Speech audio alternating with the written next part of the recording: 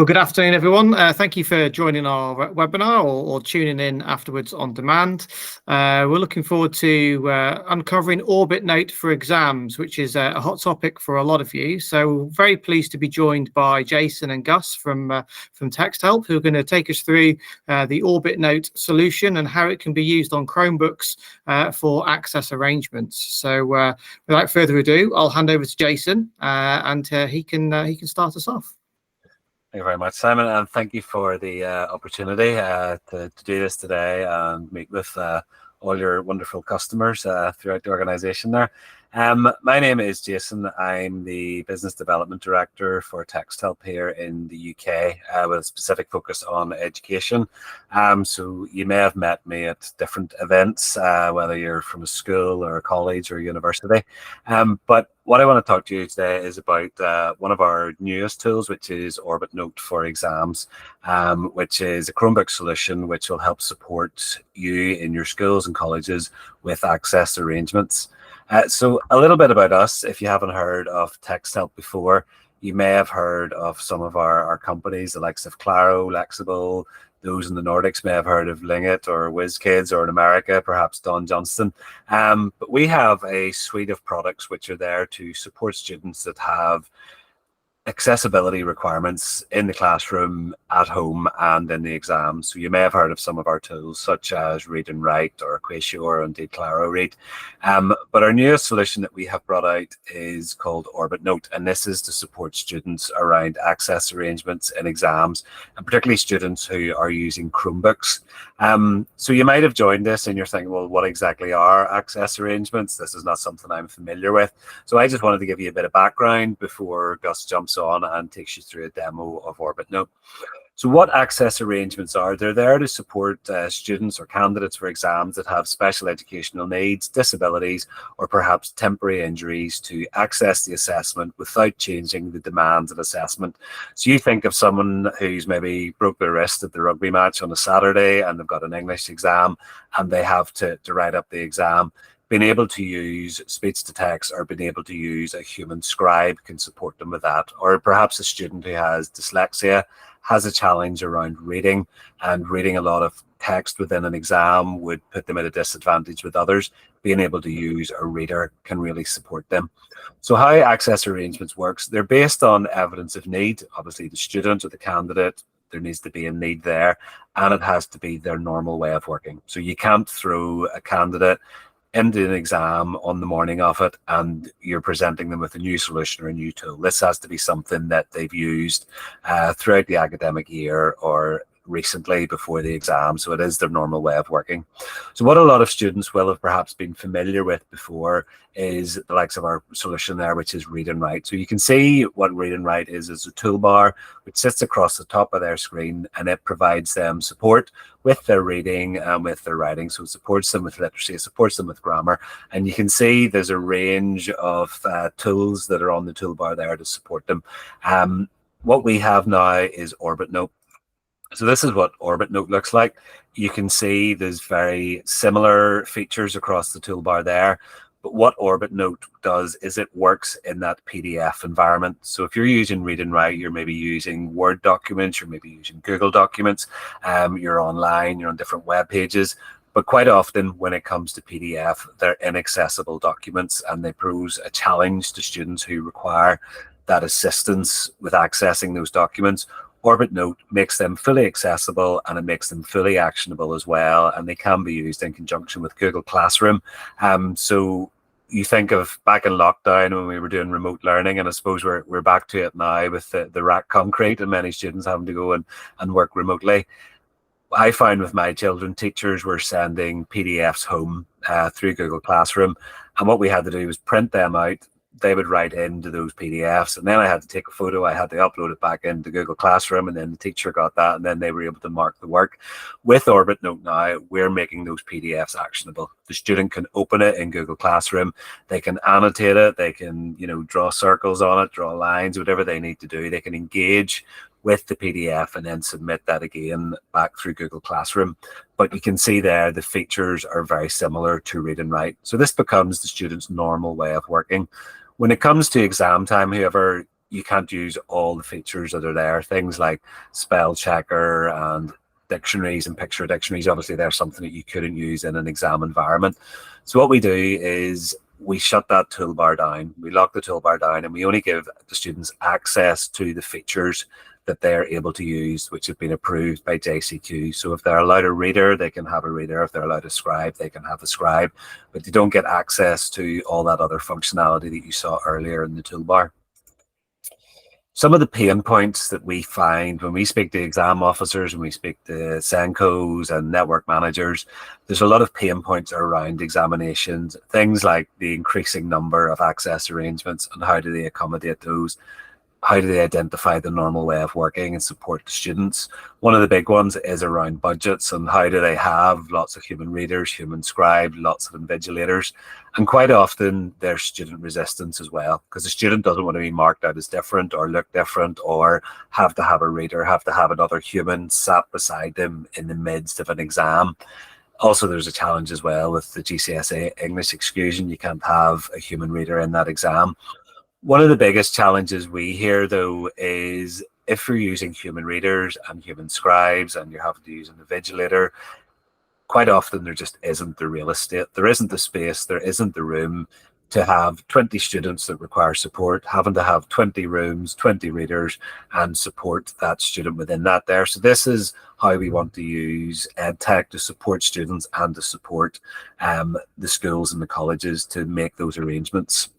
JCQ have stated that Senkos may wish to consider the use of technology to a much greater extent instead of readers and scribes. So things like computer readers, reader pens, speech recognition technology, they can now be used in exams to support the student.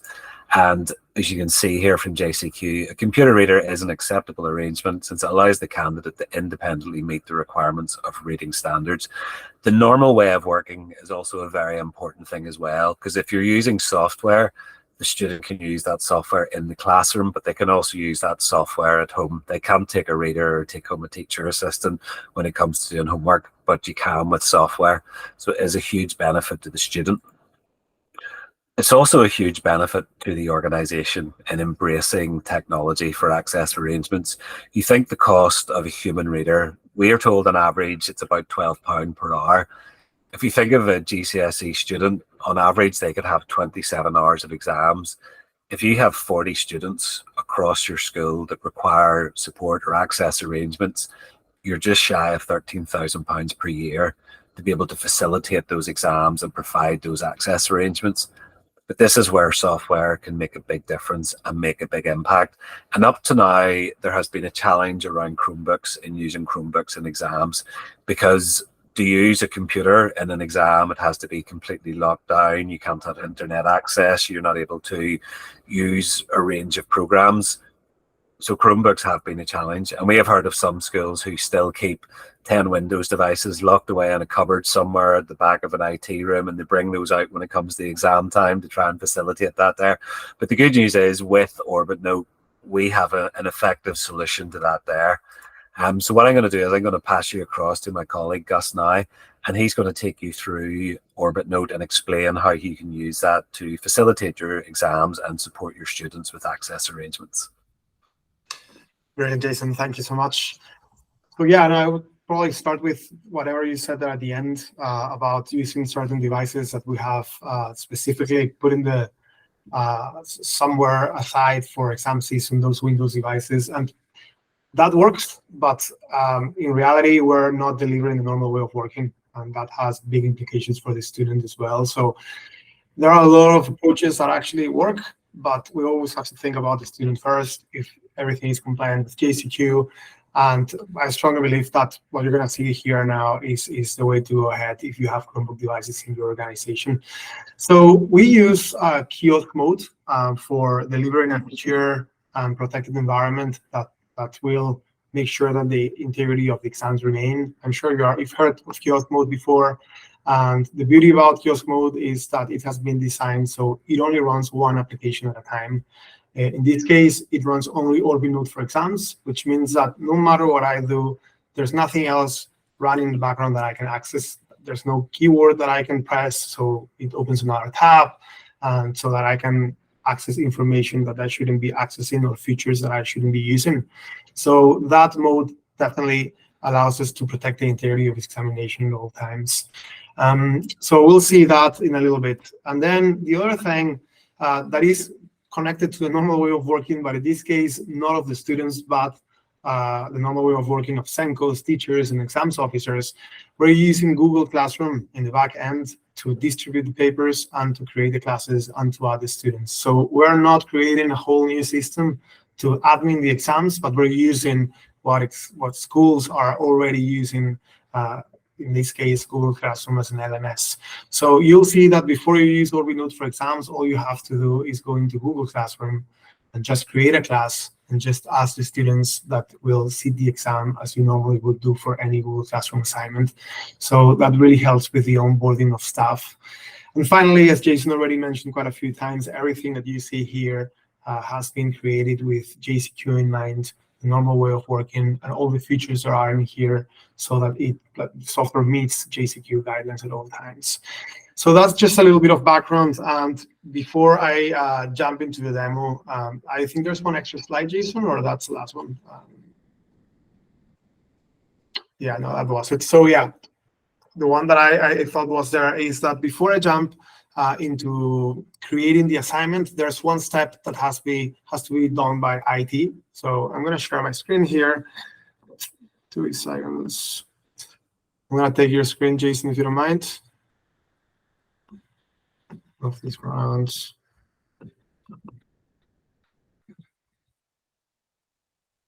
And here we go.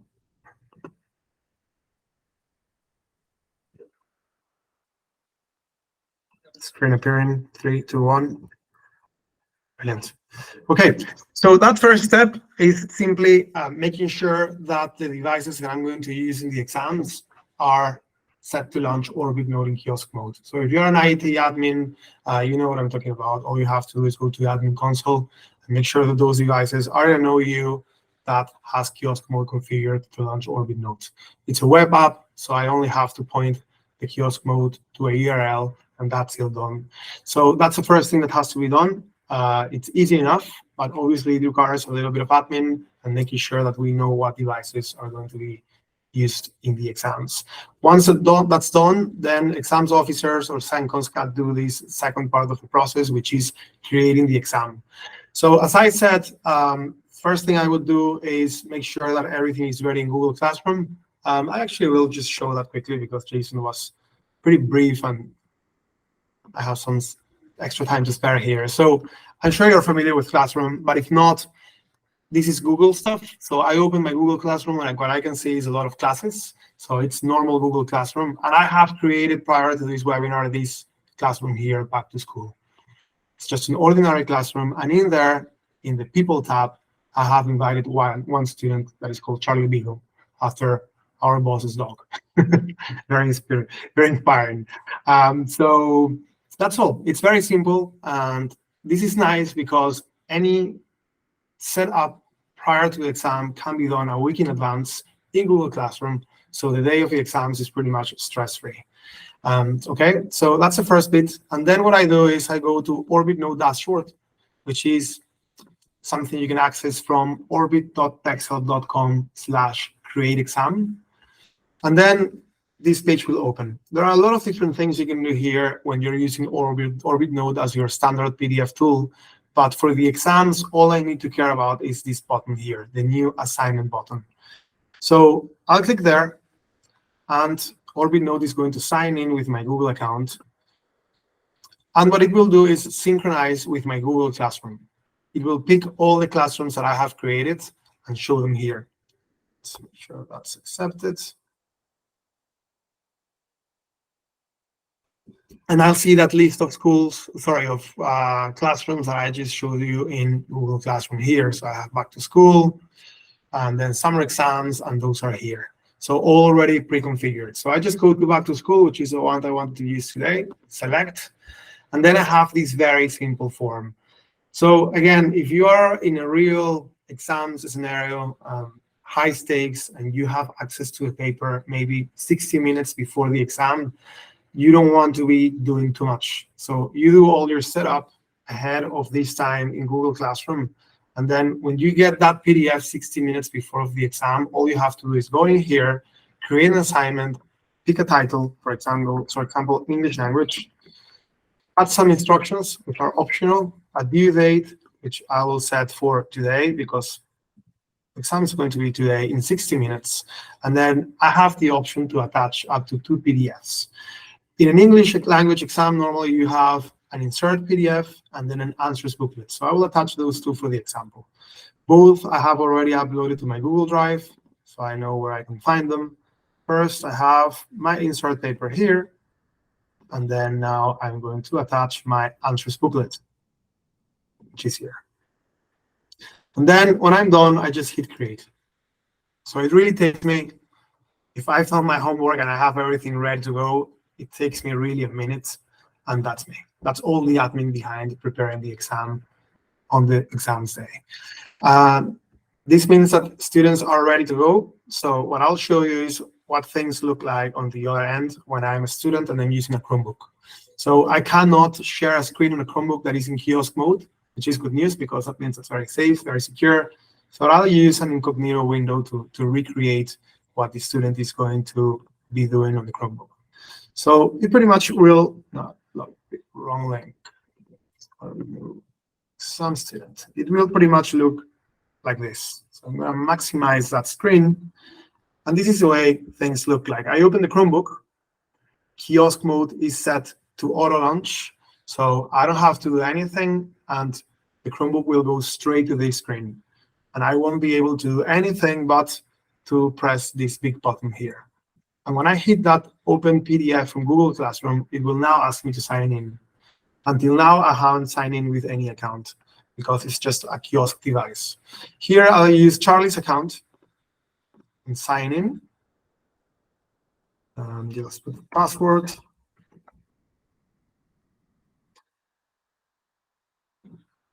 And now what Orbitnote will do is it will look into Google Classroom. I don't have to obviously open Classroom. That wouldn't be very secure. So we're just checking Google Classroom in the back end and checking what assignments are available for Charlie that are exams, not just any assignment, but assignments that are exams created with Orbitnote. And that's the English language assignment that I just created a few minutes ago. So I click there, tick that box, and then hit start. And now we're going to load the exam into Orbitnote for exams, which again is a full screen kiosk mode. So what I have now is that smaller or compressed toolbar that Jason showed in the slides that complies with JCQ guidelines. And I have that toolbar distributed across both papers, the insert paper and the exam paper. And as you can see, we have a nice, simple tab system here on top of the screen. So I always mention this, and if you've been in any of these webinars before or trainings or calls, it sounds a bit repetitive, but I think it's fundamental in the design of the tool. And you will see that your usual tools, including ourselves in the past, we would normally divide the screen. I don't know why. Probably it looks fancier. I don't know, but that's what we used to do. Divide the screen, have on one side the insert paper, on the other side the document where you would type your answers. Until we started collecting some feedback from students using Chromebooks and using Orbitnote for exams, and right away they point out that you cannot simply do that on a Chromebook screen because the screen is very small. I am a student that most likely is going to be using text-to-speech already or a screen mask to help me accessing the content on the screen.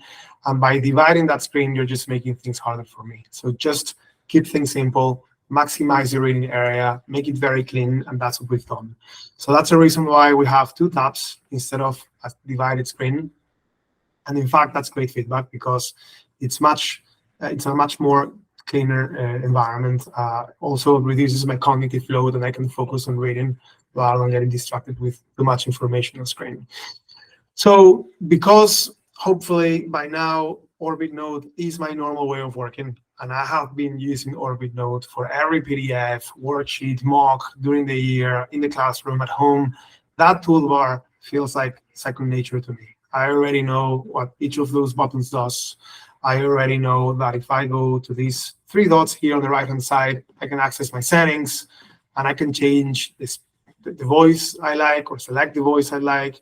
I know the speed I like, if I use continuous speech or not, and I can change all the settings around the screen mask, the colors, and so on. So that's why essentially it's so important that the normal way of working is something that is not just a tick box for the access arrangements, but it's a real situation of the student. So then I can obviously use all the tools here to access the content on the screen. So the obvious one is, for example, text-to-speech. I'll click play after I've selected a section of the text, and hopefully the echo canceling will not work, and you will be able to hear this. Let me know, Jason, if that works. The noise cancelling is doing its thing, and we can't hear it. Google Meet is awesome. Really, it does an amazing job. I'm blasting it through speakers here, but it's not coming through. So yeah, you'll have to imagine a lovely voice reading that out, and a dual highlighter that helps you with the tracking. But that's definitely one of the most used part of Orbitnote, which is the text-to-speech. You can, as I said, highlight an area of the text and then click play, or use this other option, which is click to speak. Once I have that active, I can click anywhere on the text, and it will read from there. And then I have screen mask or a screenshot reader. So the screenshot reader is essentially another text-to-speech tool, but it will help me run a mini OCR process in a section of the PDF that is not accessible. So for example, if there's an image, a table that is an image somewhere, or a photo that has text, and the text is not accessible, what I can do is use a screenshot reader so that we digitally analyze that area of the page and detect the text that is behind that image. So it's kind of the ultimate lifesaver in case there's inaccessible text somewhere on the PDF. And then the screen mask, which I can fully customize, change colors, transparencies, I can change the beam, and so on, and highlighters that are part of really any exam in the UK. And finally, in the exams paper, I can use all those same tools, but very importantly as well, I can type my answers using Orbitnote, of course, if I am allowed to use word processor. So if I can use a word processor, I can use Orbitnote here, and I can use the T or the text box, click somewhere on the PDF, and type my answer. And the nice thing is that the student is always supported, because they have text-to-speech as well here to proofread what they're writing. That's essential. And they can, if they are allowed to use a scribe, they can use this headset here icon to dictate their answers into a PDF. So again, citing Jason once again, this can replace not only a human reader, but also a scribe. And students can do both things using Orbitnote. I can also change the size of the font, and I can change the color if I wish, and I can move the box around. So it's very easy to use. It's very friendly. And again, if this is the normal way of working, then using the tech is the easy part, and really I will be focusing on writing my exam and expressing my knowledge here. So Orbitnote is very easy to use. I think that if for most of you online, the most important thing here is to figure out how do you make it possible to run secure exams in a Chromebook. And I hope that the demo is very convincing here. Using Orbitnote is almost like explaining you how to use Paint in Windows 95. Just very simple buttons that are very intuitive. And if this is what I use regularly, then there shouldn't be any bother. When I'm good to go, what I have to do is click on this turn in button. That's important, because if I don't do that, my work is not going to be saved. It's like if I finish my exam and I just leave the room instead of handing the paper back to the exams officer, exactly the same thing. So I have to make sure I click turn in, that I understand that after I turn in, my exam will be finished and I won't be able to make any changes, and then I turn it in. So what that's going to do is it's going to burn those annotations to the PDF, so they become permanent and that no one can change those answers. So you'll see that if you're an exam officer and you go through Classroom to the PDF to print it out, you won't be able to edit those answers. They are going to be part of that PDF with the obvious intention of protecting the integrity of the exam. That's why this process takes a while. The PDFs are very long, and we have to pretty much reprint them digitally. We're just adding here a status or a progress bar that informs the student of where the progress is, because obviously it can be a little bit scary to see wonder why it's taking so long. So that's coming up in the next couple of weeks. But the important thing is that once this is done, you get a big green check, and that's when you can be sure that your exam has been turned in and you're good to go. So that's what we need to wait for. Not now. It takes a couple of minutes. I don't want to keep you on hold. So I'll go back to you, Jason. I think you have a last slide. Or no, it's just a little bit of yeah, either. Brilliant.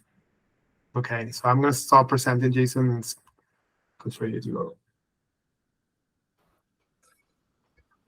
Yeah, just if you want to get in touch with us directly, obviously you can see the email there. You can, any questions, any queries, any demos you want to see further, if there's anyone else in your team you'd like to see this, feel free to get in touch with us.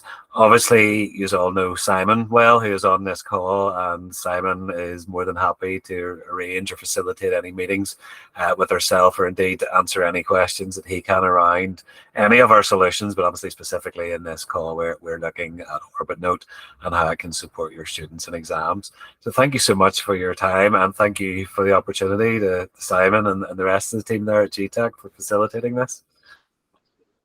No problem at all. Our pleasure. So hopefully that is beneficial. As Jason said, if any of you want to have a demo or to have a look at this tool in any more depth, and also to talk about pricing and those kind of questions as well, please feel free to reach out to myself or any of the Getech schools team, and we'd be really happy to facilitate that.